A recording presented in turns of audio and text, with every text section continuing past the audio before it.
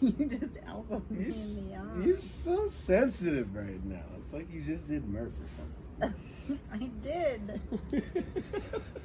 And it hurt. You're such a baby. I love you. Oh, I'm so sorry. Here, and here, and here, and here. I never told you, my trainer in college, he said I was like a fish out of water when I get hurt. You know what that looks like? Oh!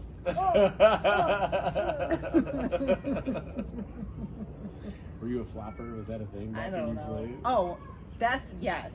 But I knew how to draw fouls. You're everything I hate about basketball. It's the mental game. Take a 48-minute game and make it 3 hours. What? You don't understand the game. I don't understand. I will teach you. In order for teaching to occur, one has to want to learn. Okay. Never mind. I will teach our kids. If basketball would, what is it, regress back to the way it was played like during The Last Dance, Yeah. I watched that shit all day. Yeah, it was good then. That shit was gangster. Yeah.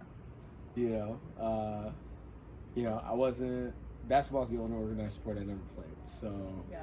like, by comparison, like looking at how physical it used to be compared to what a finesse 3-man game it is now, Yeah.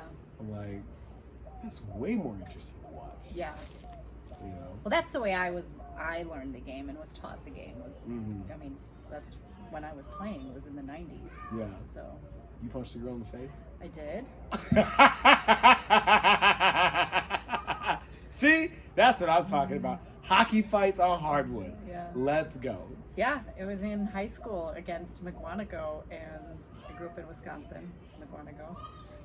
We were on the floor going after the ball, and I grabbed the ball with my left hand and just came right around and gave her a hook right across the face with the right hand.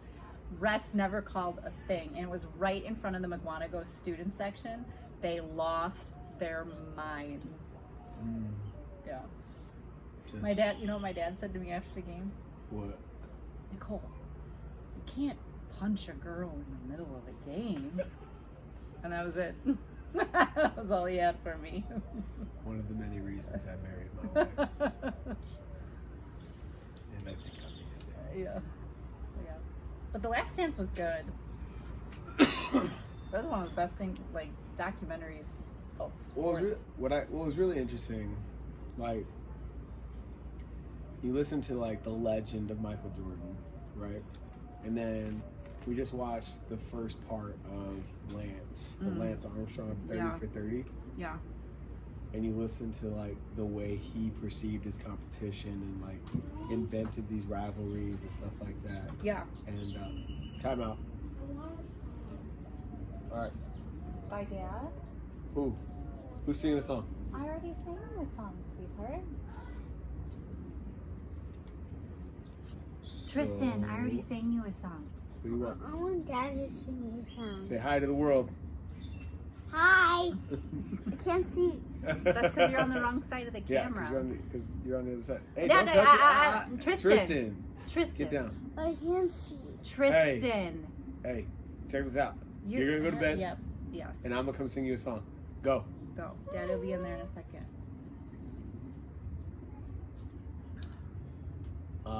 The legend of Michael Jordan, you know, like all the things that he would create in his mind, situations, rivalries, etc., that made him competitive. Yeah. And then you watch this Lance Armstrong thing, Yep. and that dude did the Same thing. And you know, doping be damned. Like what we learned about the history of the Tour de France and how accepted performance enhancers were within the community. Yeah. You know, if I think the acceptance by the community made it a level playing field.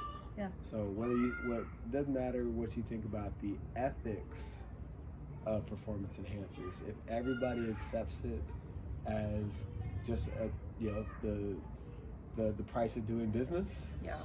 then it's a level playing field. And at that point, then you know, it really still gives you an appreciation for who Lance Armstrong was as a competitor. Totally. And to do what he did and continue to win and like, it's like, that is a special breed of individual. Yeah. And what was really interesting is like the dynamic between the two and how similar they were, one in a team sport and one in an individual sport. Yep. Yeah. Yeah. Yeah. When they were, I knew who Michael Jordan was. You know, I grew up watching him. Like, I seen all that. Like, I knew the type of competitor and athlete that he was. I had no idea about Lance Armstrong. So much of that documentary I'm like learning for the first time, but like hearing him say that he would be like in his mind, like dreaming up, what did he say in that quote? He said he was dreaming up rivalries basically, or, you know, making it personal. And Yep. I'm just like, that's like the mental edge to be like the elite. Yeah. You know, like he's got it too. As much as I think Lance Armstrong was just a complete asshole, he still had that mental competitive edge that Michael Jordan had. That I think, like, to be the best of the best, you have to have. Yeah. I'd be interested, like, for the people that are that dominant at what they do to get their own documentary that way, and let whoever's doing the 30 for 30 stuff do it, because they do such an exceptional job, just to see what if that thing is congruent across like the multiple time champions. Like, does Usain Bolt have it? Does Michael Phelps have it? Right. Tiger Woods has it. Yeah. You know, like that's well documented.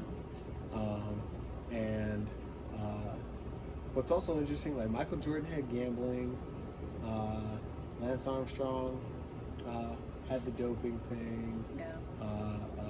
Tiger Woods had the infidelity.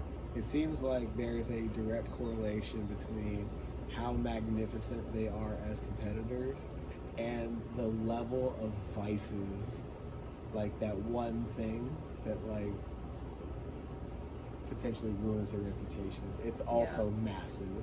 Well, I think that those vices are kind of like symptoms of what makes them such great athletes, though. The competitiveness, the addictive nature of their, you know, the mentality. Like, those where those vices come from. Yeah. So I gotta be the first in like literally everything. Yeah. And if it seems like the other thing is what's so attractive about it is it's not a guarantee. Right. Like, they've already conquered their universe. So like, you know, you roll the dice, you know, for Michael Jordan, there's no guarantee he's gonna win. That's why it's intriguing. Yeah. You know, there's no guarantee that every woman is gonna tell Tiger yes. Yeah. You know what I mean? It's kind of like that thing. And it's just really interesting watching it all play out and hearing the story from, you know, the beginning to how it all manifests into this streak of world-class championships. And everything that comes with it, you know, like Michael Jordan was like, I've never wanted to be anybody's role model. Yeah. You know, I think Charles Barkley was like the first dude to say it out loud. Yeah.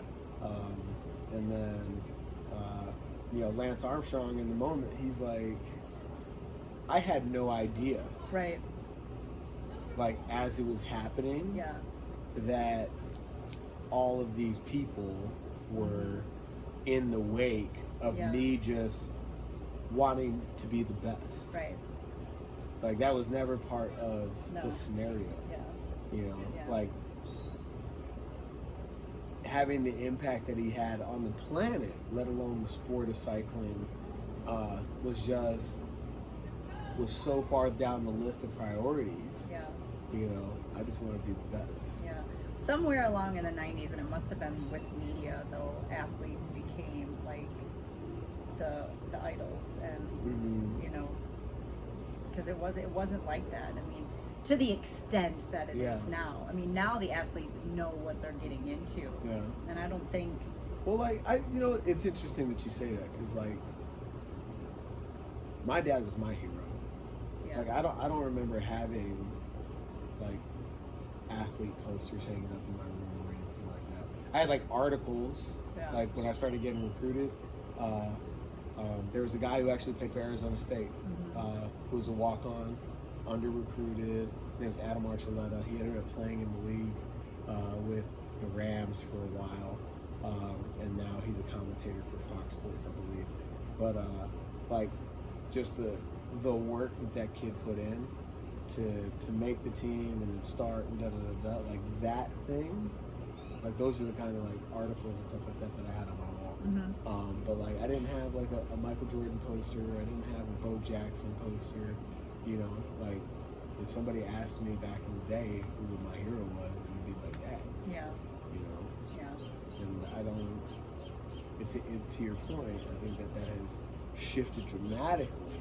Totally. Into heroes being sports figures and stuff like that. Yeah. Because of they're so readily accessible on social media and stuff like that. Yeah. Well, social media and TV, I mean, all the time. I mean, you weren't able to see every game, every night, on TV, back into the 70s and 80s and until the 90s. And now you can see everybody. Go to bed. We'll be in a second, Trystan. That's Go fine. Go ahead. Go. I want something. I want a blanket to lay. Hey, that's it. That's the timeout. You gotta go. We will take care of it. Trystan, come here. What did we ask you to do? Hey, we're done with this. You need to go to bed right now. Okay. Thank you.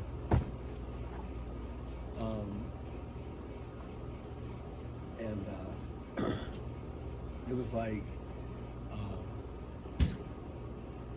they're so, like you said, easy to get to, easy to watch. There's no commercial interruptions. There's nothing to take your attention off whatever it is that they're doing. And at the same time, so much of what they do off the court, off the field, is out there for the world to see too. Yeah. Well, and that's why Michael Jordan in the documentary, you see after they won it in '98, like he was just done. He's like, I can't do this anymore. Yeah. He was just exhausted, and not from basketball, but all the other crap that the media was scrutiny and everything that they were putting him through. I have to be that guy. I can't be me. Which I'm super excited to see the second part of Lance, to see how the pressure kind of takes over in this second part. Yeah. For him too. Yeah, I mean, it all happens so young. Yeah. I don't think people appreciate that about like athletes when they fuck up. Right. It's like that kid's 22 years old. Yeah. Like think Do about you what remember you what you were were like? doing in 22. I was an idiot. Yeah.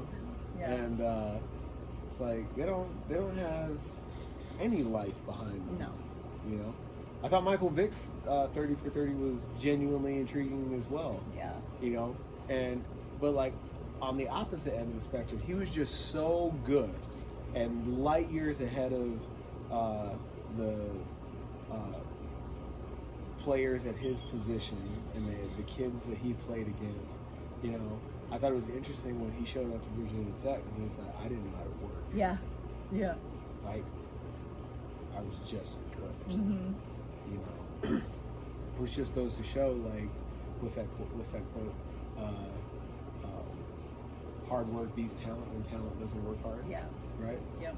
And it's like, I think, somebody has to pave the way, somebody has to make the mistakes, but now that's out there. Yeah. Right? So, like, I think that, these documentaries would be like essential, an essential part of the coaching curriculum. If I ever went back to coaching a sport, going back to coaching football, I'd make my kids watch all of those things. Yeah. So they get an appreciation for what the fuck it actually takes. Yeah. And like, oh, guess what? Like, there's some of them out there. Yeah. Yeah. And when you meet them, you'll know. Yeah, for sure. And I think that's, you know, worthwhile, because unless you're fortunate or unfortunate enough to play against those guys, Yeah. you know, like you have no glimpse of what it really takes. Yeah. And a lot of times though, even if they watch it, they're never going to truly understand until like with the Michael Vick, like he learned how to work like after all of that had happened to him. That's when he realized like, you know, shit, like I should probably get my shit together and start working and, you know, training and working out. And that, you know, he had a couple good years with Philadelphia and it was almost really too late for him. Yeah, I mean, it always... Experience will always win out in that case. But it just makes you wonder, it's like... And you can't help but ask the question. It's so honest and genuine. Like, how great could he have been if he had an appreciation for work? Yeah. You know, like, going out and playing the game for hours and hours and hours isn't the same as getting the reps. Right. Yeah, and doing like the tedious shit. Right, the details. Yeah, if you look at who's a famous guy out there right now? Oh, JJ Watt. Yeah. Right? After practice, he grabs one of those interns and he's like, "Hey man, hit the jugs machine." Like, dude doesn't even play receiver. Yeah. And he's like catching like 60-mile-an-hour footballs. Yeah. You know, and doing. But he was a stuff like, walk-on. Yeah. So I mean, That's things true. didn't come easy to him. Like he's had to work the whole time. the whole time. Yeah. So. Well, it's really cool to like be at that level because you know he's elite at his position, and there's no way that he doesn't know that now. Yeah. You know, in the present, in the moment. Yeah. And he's still doing that. You know, there's so many guys and girls that like achieve that status and take their foot off the gas. And coast. Yeah. You know, like the hard part's over. Yeah. You know, and I would say that the hardest part is staying on top. Absolutely. Not getting there. Yeah. You know, because now you're fighting all the hungry motherfuckers that are trying to take your spot. Yeah. You know? And but yeah, I mean we've been on a documentary binge lately. Yeah. And I didn't realize it until we just started having this conversation. Talking Just about like it. Jesus. But no, it's you know, I slide all of that perspective over into what we're building with the gym. Yeah. Oh yeah, and it's like, oh, there's another level. Yeah. And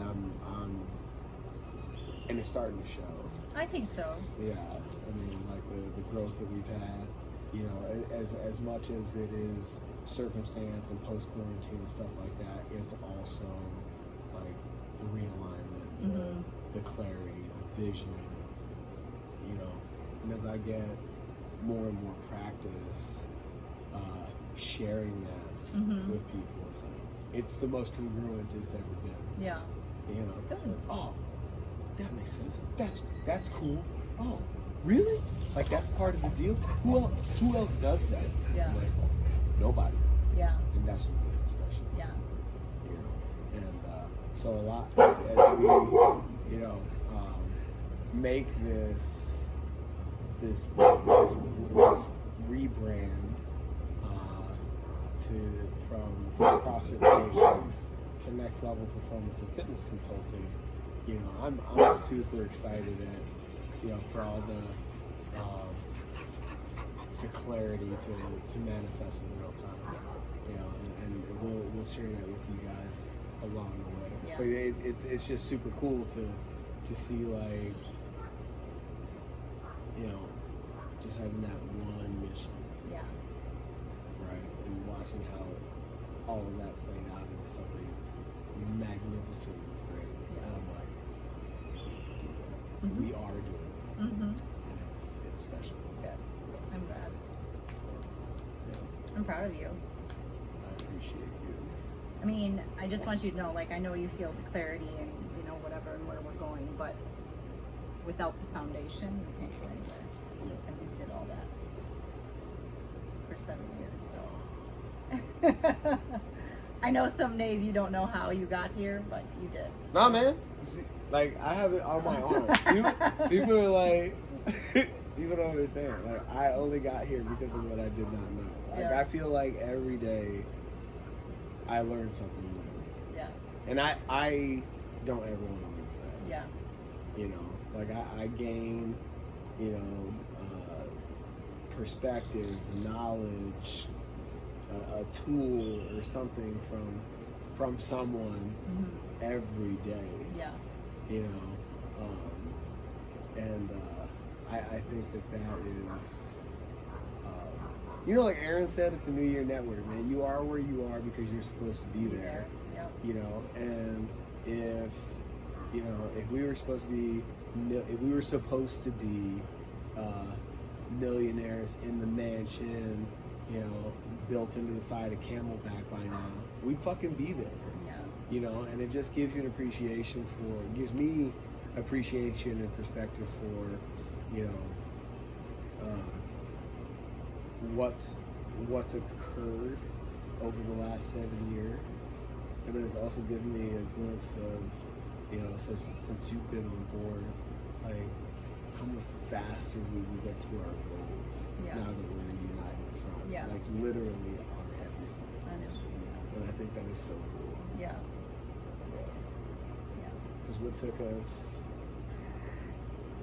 7 years. Fuck. The next 7 is going to look completely different. Yeah. You know, and that, like, to me, that's the coolest thing ever. Yeah. Like, I dream about it. You know, I do, and you know, being able to like walk with you into that, as opposed to like building it and coming home and telling you about it. Yeah. You know what I'm saying? Like that's what makes it super special to me, and I'm very grateful for that. Good. Yeah, I always felt like I was sharing it with you, but I felt Yeah. like I didn't feel like I was experiencing it with you. Yeah. You know, and like, you know, you're talking about a couple of episodes ago, and the things that are just so easy for you are so hard for me. I know. And then we were trying to get some stuff done at the front desk, and you know, people started asking me questions about things, and I could see like this moment in your eyes, like, no wonder you don't get shit done, you know, because like when you attempt to wear all the hats, you're trying to handle the important administrative back end shit, but at the same time you're doing your damnedest to provide the best customer service possible, and be present for the community and your people, and you know, in real time, in the moment, like it's so much easier for me to do the people thing, as opposed to like the shit that's going to move the needle, but from my perspective, would be brushing them off. Yeah. You know. And so like to not have to pick and choose anymore. Yeah. You know, and like just like it's the only thing we want. I know. Right? Yeah. Oh my god, like, this is so awesome. Oh, you know? Yeah. I'm glad it takes the pressure off you. I'm just happy that you get to live in your flow. I totally do. You know. My days, I don't want to say are easy, but No, like if they are, they are. You know, like that. like I'm not doing anything that's like a skull drag. Yeah. Yeah. No, I don't mind any of it, and I like being a part of it. I didn't realize until the quarantine hit how much CrossFit PHX meant to me, and the thought of losing it was like that's what kept me up at night. Yeah. That was it, and so that's how I knew that this is what I was supposed to be doing, was helping you keep it alive and move it forward, and now with everything that we're doing. So yeah, I know. I mean, as much clarity as you have, I have the complete 110% as much clarity on this is what I know I'm supposed to be doing. Yeah. And I love it. I love being there. I love working out there. Now I get to be in the afternoon and I get to see the other members and, you know, be a part of that. And I enjoy every part of it. So it's awesome. Yeah. So PHX is open, lives on. Yeah. through quarantine. Fuck. Oh man, like it was just so interesting, man. I don't know. It was. I felt like there were two kind of people that showed up during quarantine. People that like leaned into that shit and like figured it out somehow, some way. The whole hell or high water thing. And then there were people that sat back and kind of just waited for it to be over, waited to be rescued. Didn't take a proactive stance. Yeah. And I'm not wired that way. Like the world isn't gonna save us. No. Uncle Sam, God bless him. Yeah. Isn't gonna save me. Yeah. Wasn't gonna save my business. It wasn't gonna save it wasn't going to help our situation. Yeah.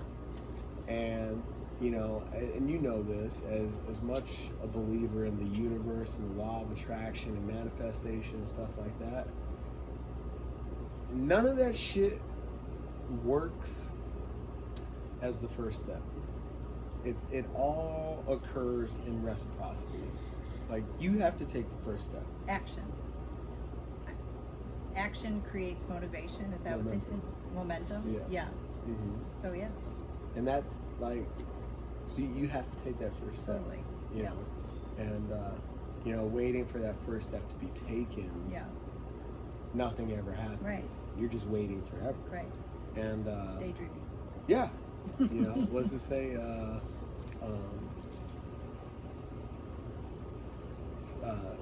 Someday is on the way to never, or something like that. Yeah. So no, I feel blessed in a really weird way to have had the opportunity via quarantine to get our ducks in a row, get you on board, and really solidify the action steps that need to be taken for us to get from where we are to where we want to go. Yep. So, No, I think quarantine was a blessing for us. I mean, it really threw us into alignment. Yeah. Threw us into alignment, like Yeah. in a matter of like 72 hours. Well, I felt like the universe is like, all right, you guys gonna keep chipping away at this shit? Yeah. Here, let me help you. Stay home together. Figure your shit Figure your shit out. You're not allowed to leave until you figure it out. Oh, that's so true. Like we get ended there. Like, and I really hope for everybody that something like that, on some level, happened for everybody. Yeah, I agree. Quarantine, it definitely had its fucking challenges. Yep. It was hard for us at times. Yep. And I know it was challenging for society at large. Yeah. But I really feel like if you pull yourself out of your situation for just half a second and look at it from that 30,000 foot view, you can find something to be grateful for, find some appreciation for something. I know for some people, it's the first time they've been tested significantly. Right. And they got their shit together and they came out okay. Yep. And like, that's a fucking win that needs to be appreciated. Yep. And if that's all you got out of this was a little bit more resilience, you're winning. Yep. 100%. Yep. So take that for what it's worth. It's another episode of Anders After Bedtime. And we'll see you guys next time. Thanks. Peace.